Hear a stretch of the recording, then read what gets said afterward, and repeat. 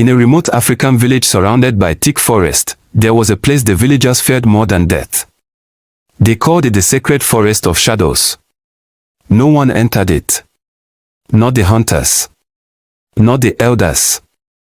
Not even the witch doctors. Because everyone believed the same terrifying story. Anyone who walked into that forest never came back. But one night, a young Christian heard something coming from deep inside the forest. And what happened next left the entire village trembling. The sacred forest stood like a wall of darkness at the edge of the village. The trees were so tall they blocked the sunlight even during the day. At night, strange whispers were sometimes heard drifting out of the forest. Some villagers claimed they had seen shadows moving between the trees. Others swore they heard footsteps, even when no one was there. The elders warned everyone, the spirits of this forest are ancient, and they do not welcome visitors. For generations, the villagers stayed far away. Fear ruled the village. Long ago, a hunter had entered the sacred forest.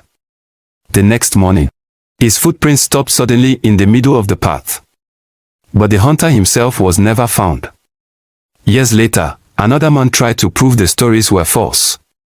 He entered the forest with a torch. But the torch was later discovered lying on the ground, still burning. The man had vanished.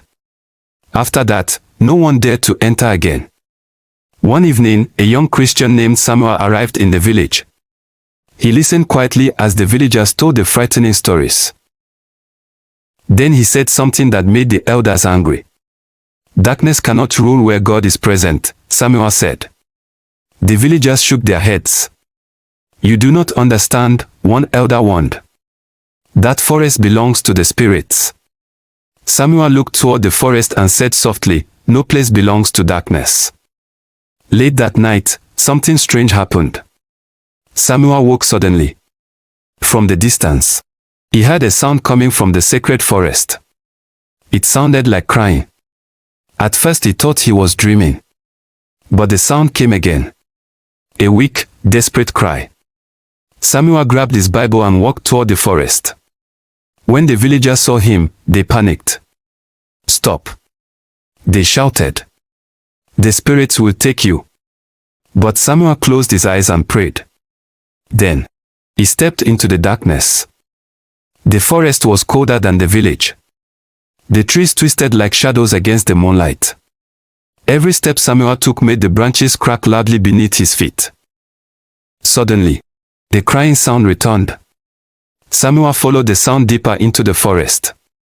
Then he discovered something shocking. A young boy from the village had fallen into a deep pit hidden by leaves. The boy had been trapped there all night. Samuel pulled him out and carried him back toward the village. When the villagers saw Samuel emerge from the forest, carrying the boy, they gasped in disbelief. Samuel was unharmed.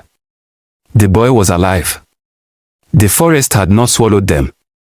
Samuel said something the villagers would never forget: the forest was never cursed. Fear made you believe the darkness had power. But God's light is greater than any darkness. That night, the villagers learned something powerful. The thing they had feared for generations had only been a forest. And sometimes the greatest prison is not chains, but fear. But what do you think? If you heard strange voices coming from a forest at night, would you go inside? Tell us in the comments. And subscribe for more African stories of faith, courage, and mystery.